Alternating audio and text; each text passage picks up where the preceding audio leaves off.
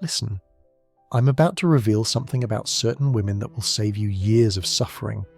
Something that explains why after talking to them you feel exhausted, guilty, worthless, like someone sucked the life force right out of your body.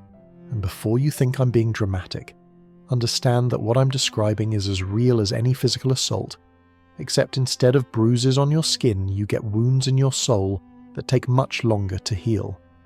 There's a type of woman walking around who looks normal, might even be beautiful, successful, charming, but she's actually a vampire. Not the Hollywood type with fangs and capes, but something far more dangerous because you won't see her coming until she's already drained you dry. You know that feeling when you've just spent time with a woman and afterwards you need to lie down, you have a headache, maybe your stomach hurts, you feel this strange nausea that has nothing to do with what you ate. Or maybe you feel guilty about something but you can't quite figure out what you did wrong. You just know that somehow you're the bad guy even though you were trying to help, trying to be supportive, trying to be a good man. Brothers, you've just been fed on by an energy vampire and these creatures are everywhere, hunting for their next victim, their next source of emotional food. I discovered this pattern through the most painful education possible. Dating them, living with them, trying to save them, trying to love them into wholeness. There was this period in my life where I kept attracting the same type of woman over and over, different faces but the same energy, the same patterns, the same devastating effect on my life force. At first I thought I was just unlucky, then I thought maybe I was doing something wrong, but finally I realised I was being hunted by predators who could smell my empathy like blood in the water. Time and again, I watched men get destroyed by these women because nobody taught us to recognise the signs. Nobody warned us that some people don't generate their own emotional energy but instead steal it from others. We're taught to be providers, protectors, to be strong for women, but nobody tells us that some women will use that programming against us, will exploit our desire to help and heal until we're empty shells wondering what the hell happened to our lives. You see, yes, a vampire woman doesn't feed on blood. She feeds on your emotions, your attention, your guilt, your sympathy, your life force itself. Instead of creating her own happiness through interesting work, meaningful relationships, personal growth, she's learned it's easier to just drain it from men who still have some spark left. And the scariest part?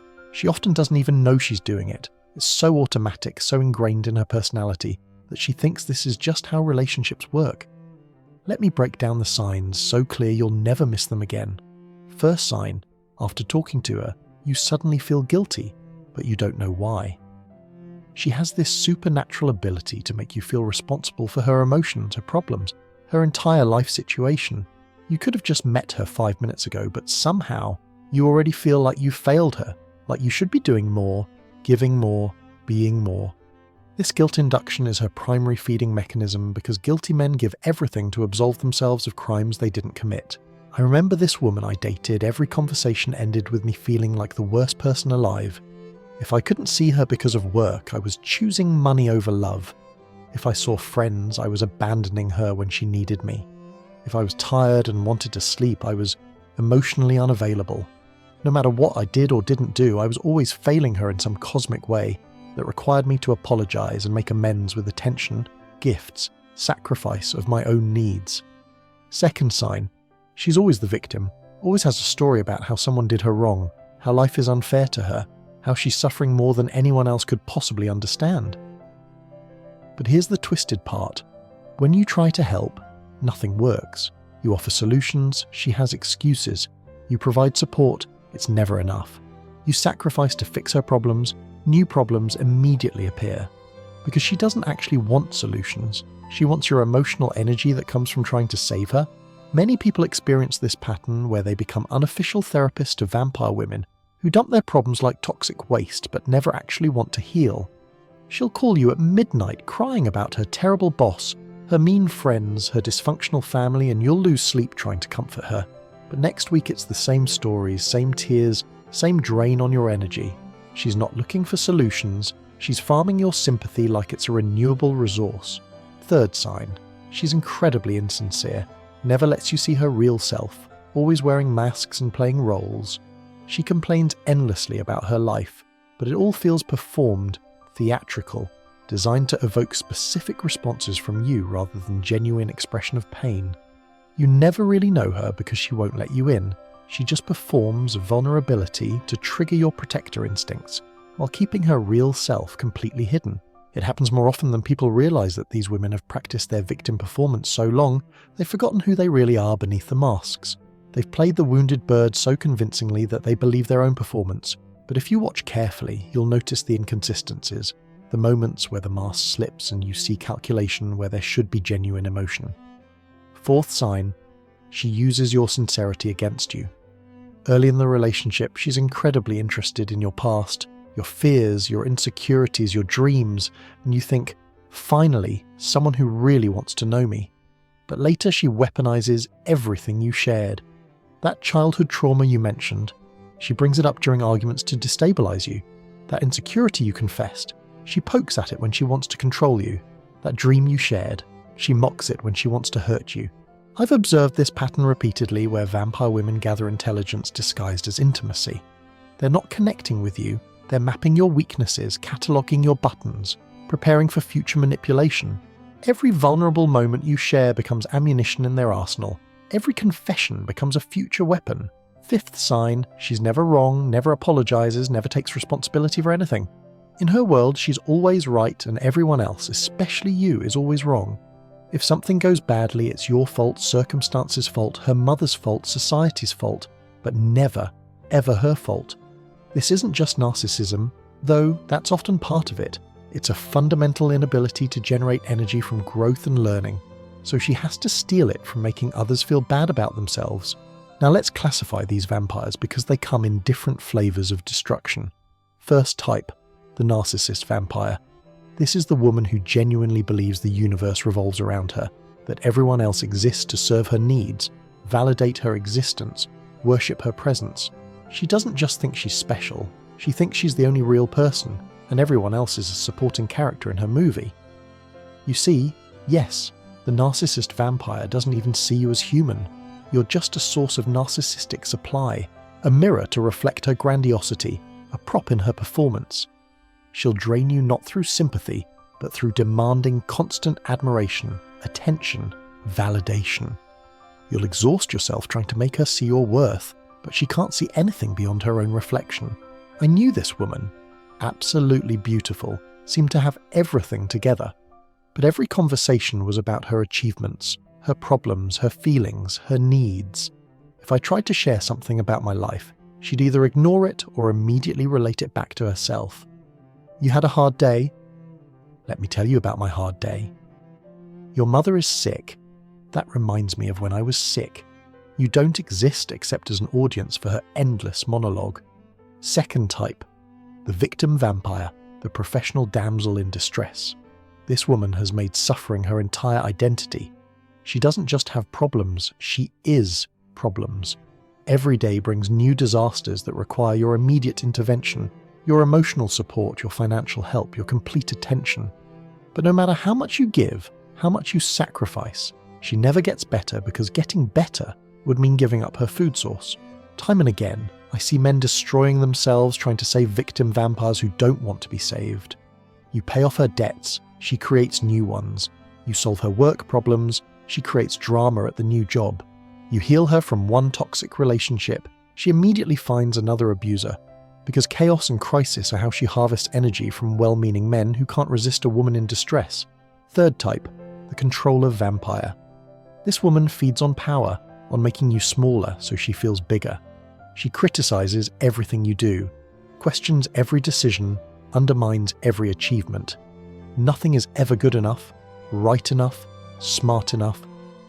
She positions herself as the authority on how you should live your life, what you should want, who you should be, and she feeds on the energy you waste trying to meet her impossible standards. The controller vampire is particularly dangerous because she often comes disguised as someone trying to help you improve. I'm only saying this because I care. I just want what's best for you. If you really loved me, you'd want to be better. But it's not about your improvement, it's about keeping you in a constant state of inadequacy where you're always trying to earn approval that never comes. Fourth type, the critic vampire. This woman feeds on negativity, on finding fault with everything and everyone. She doesn't just see the glass as half empty, she sees it as dirty, cracked, filled with poison, and it's your fault. Every restaurant you choose is wrong, every gift you give is inadequate, Every gesture you make is insufficient. She generates energy not through joy, but through the power of making others feel bad about their choices. Many people experience the soul-crushing effect of dating a critic vampire who slowly erodes your confidence until you can't make any decision without anxiety. You become paralyzed, second-guessing everything because you know whatever you do will be wrong. She's trained you to expect criticism so thoroughly that you start criticizing yourself before she even opens her mouth. Fifth type, the manipulator vampire. This is perhaps the most sophisticated predator because she operates through subtle psychological warfare. She doesn't directly attack. She manipulates reality until you don't trust your own perceptions. She gaslights you into questioning your memory, your judgment, your sanity. She creates situations where you're always the bad guy, where you're always apologizing, where you're always trying to make up for something you're not even sure you did. The manipulator vampire is a master of emotional aikido, using your own strength against you. Your desire to be good becomes a weapon to make you feel bad. Your need for harmony becomes a tool for creating chaos. Your love becomes the very thing that enslaves you to her emotional terrorism. But here's what really makes these vampires dangerous. They often combine types.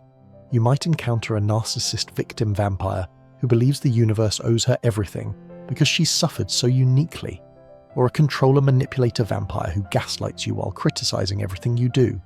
These hybrid vampires are like emotional black holes, sucking in all light and giving nothing back. You want to know how to protect yourself from these creatures? First, learn to recognize the early warning signs. Trust your body. If you consistently feel drained, anxious, guilty, or sick after interacting with a woman, that's your survival instinct trying to warn you. Don't override it with rationalization about how she needs you or how you can help her. You can't help a vampire stop being a vampire by offering your neck.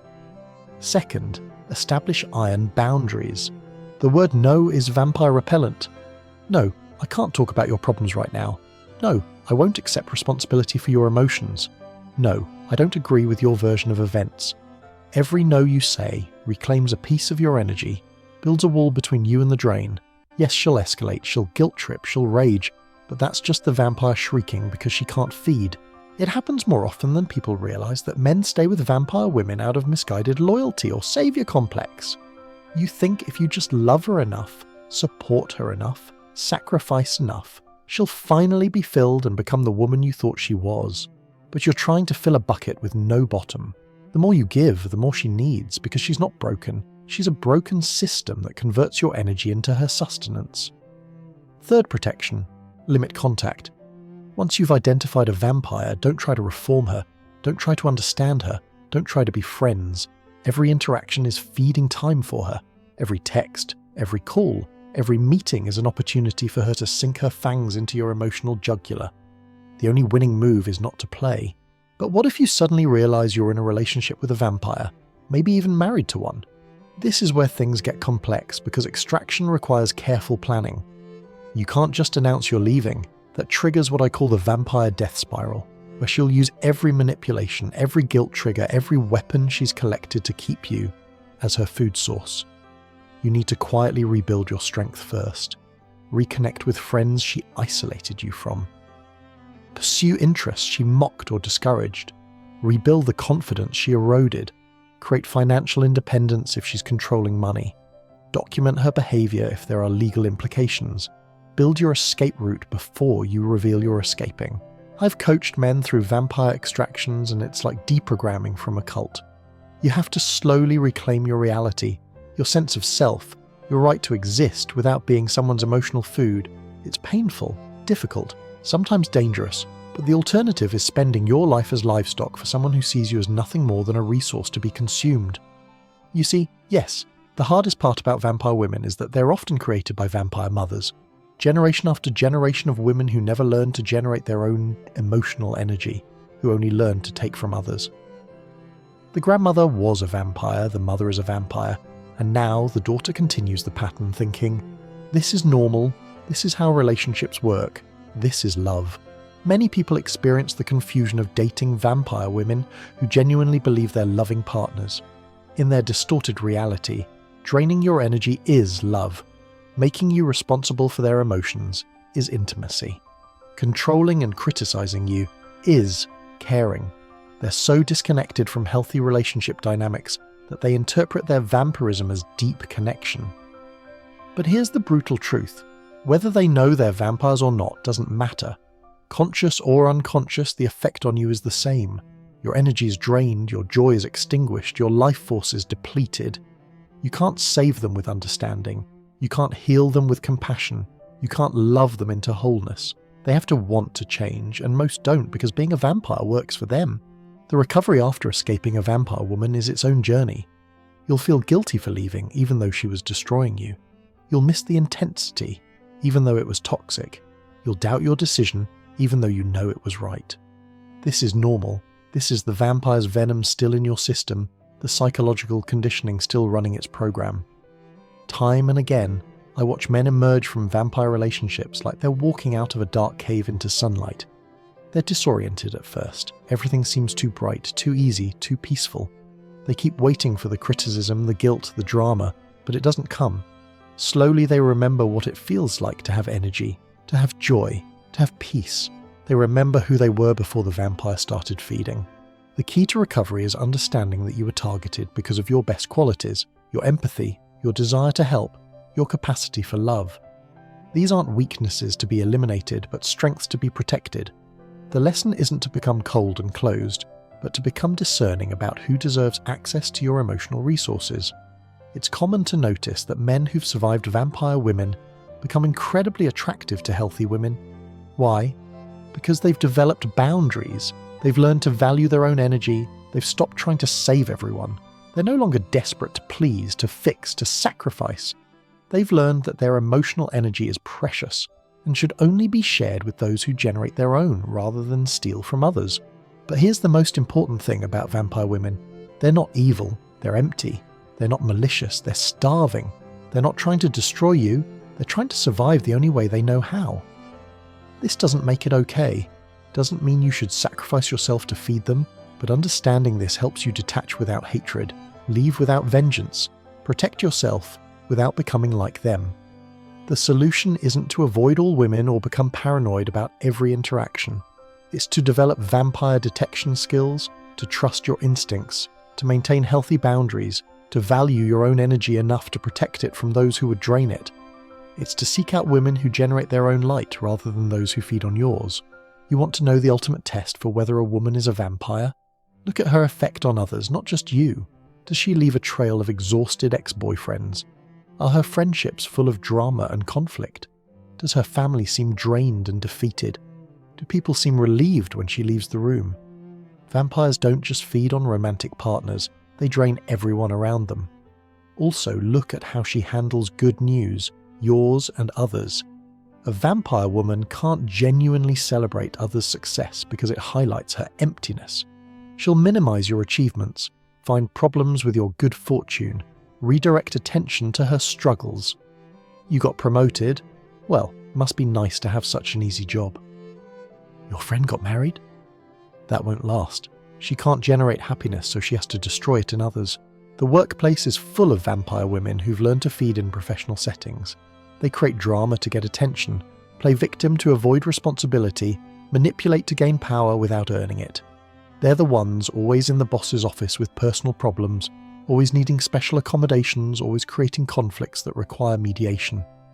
They've figured out how to monetize their vampirism, getting paid while draining everyone around them. But perhaps the most dangerous vampire is the one who's learned to mimic healthy behavior. She's read the self-help books, learned the therapy language, can perform emotional health convincingly. She talks about boundaries while violating yours, preaches self-care while demanding you sacrifice for her, claims to be working on herself while never actually changing. This sophisticated vampire is harder to detect, but the energy drain is the same. I want to be very clear about something. Not all women who struggle, who have problems, who need support are vampires. The difference is in the energy exchange. A healthy woman in crisis will receive help gratefully, use it to improve her situation, and reciprocate when she can. A vampire will take help as entitlement, create new crises to maintain the flow, and never ever reciprocate because she has nothing to give. The test is simple. Does interacting with her energize or exhaust you? Do you feel better or worse after spending time with her? Are you growing or shrinking in the relationship? Is your life expanding or contracting? Your body knows the truth even when your mind creates justifications. That persistent fatigue, that chronic anxiety, that constant guilt, that's your life force being drained drop by drop. Brothers, I'm telling you this because I've lost years of my life to vampire women. Years I can't get back, energy I'll never recover, pieces of my soul I had to rebuild from scratch. I've watched strong men reduced to shells, successful men driven to bankruptcy, healthy men made sick by these emotional parasites. You don't have to learn this lesson the hard way like I did. The path forward is clear. Develop your vampire detection skills, trust your instincts when they warn you, maintain boundaries that protect your energy, and seek out women who generate their own light. There are millions of healthy women who want partnership, not parasitism, who want to build, not destroy, who want to share energy, not steal it. Stop trying to save vampire women. You're not Van Helsing, you're not equipped for this fight, and more importantly, they don't want to be saved. They want to feed, and as long as you offer yourself as food, they'll consume you. Your empathy is not medicine for their emptiness. Your love is not cure for their hunger. Your sacrifice is not solution for their dysfunction. That is the truth about energy vampires. They're real, they're dangerous, and they're probably in your life right now. The question isn't whether you'll encounter them, but whether you'll recognize them in time. Whether you'll have the strength to deny them your energy. Whether you'll value yourself enough to walk away. Every man must make this choice. Be food for vampires or find a woman who brings her own light to the relationship. Choose wisely, your life force depends on it.